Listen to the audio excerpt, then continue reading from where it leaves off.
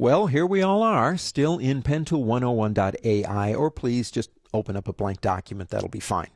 I still crave more control and more power. I need power for this tool.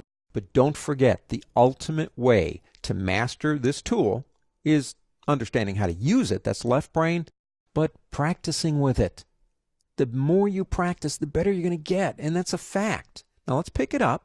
You say, I bet Andy's going to do another pyramid. What's with the pyramids, Andy? Well, it's a simple shape to do demonstrations, and I do promise you we will get out of pyramids.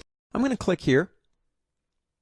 Now let's say, for the sake of argument, because we can always say anything for the sake of argument, that you don't hold the shift key down. You think you're in the right spot, and you click, and, well, you're not. You say, oh, I know how to fix that. I'm not going to undo that and do it again. I'll just come down here and go here, and then come over here and click here. I'll then pick up my direct selection tool. We did this in the previous lesson. Select those two guys right up there, and then click this button right here, and voila.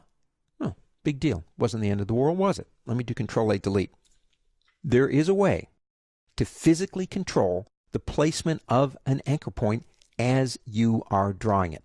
Now let me show you. Go back to Pen Tool. One more pyramid. Click here. Okay, now here's the thing that you have to break the habit on. We click, we move on. You have to click and hold. So it's kind of something you're thinking a possibility might exist that you need to move it, and so you click and you hold. So watch. You say, oh, ooh, it's wrong. Don't move your mouse, because if you do, you'll create a smooth point.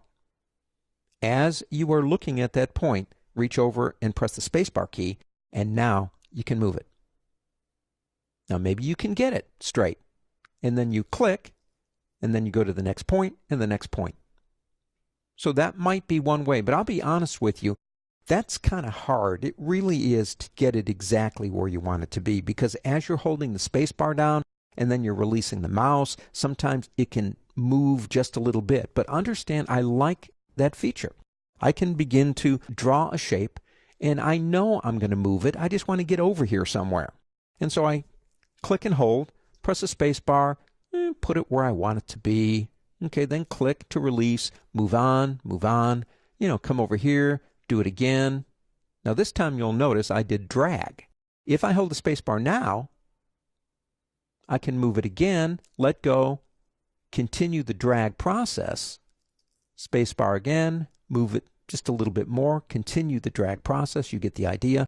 The space bar is actually pretty cool when you think about it for doing things like that.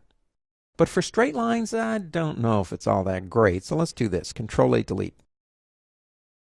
I've mentioned this, but we haven't really worked with them in this lesson, and that's Smart Guides. You may already have them on because by default they are on, but I need help in drawing. I need to know where straight lines are and a lot of other things. So I'm going to do this.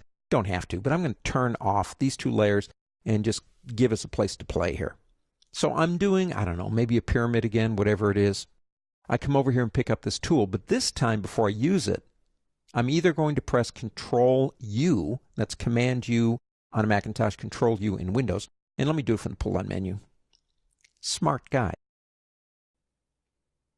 Now when you do and you click, it's showing you where center is right there. If I click, say, right about here, and then move, what you're looking for is the line. It's also telling me my distance is 389.58 pixels from that previous point. Information that I can use when I'm doing complicated drawing and shapes. If I click, I have a perfect line, but I want the pyramid part to be exactly in the middle, so I come down here and I wait for that. And not only does it go to it, it snaps to it. So if you move your mouse just a little bit, it's going to be all right. I click here, and I come back up, of course, and click here. No problem there. But it's telling you you're on an anchor, and the distance is, and you click, and you have made a perfect triangle.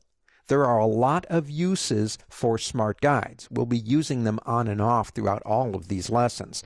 I like the shortcut because, to be perfectly honest with you, sometimes they just plain get in the way. And I press Control, and that's Control in Windows, Command on a Mac, U, and it turns them off, and I can start working again. I want them again, I press Control-U. But remember this, if you're in the middle of drawing something with the pen tool, and you do a Control U to get the guides, it's going to break you out of that object and it's going to start you on a new one. So turn them on or turn them off before you start an object. So Smart Guides, really good.